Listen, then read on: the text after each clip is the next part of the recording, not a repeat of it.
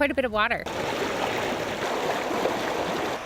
Quite a bit of water is an understatement. Here in Logan, the snowdrifts of yesterday are the torrent of water today. Then the biggest problem is our culvert had been mostly froze shut. So I think the more that the water flows through it, we'll get better, but now it's just kind of wait and see how high it gets before then.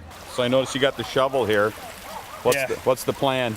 We've been trying to dig out the culverts down here that have been frozen up in the center.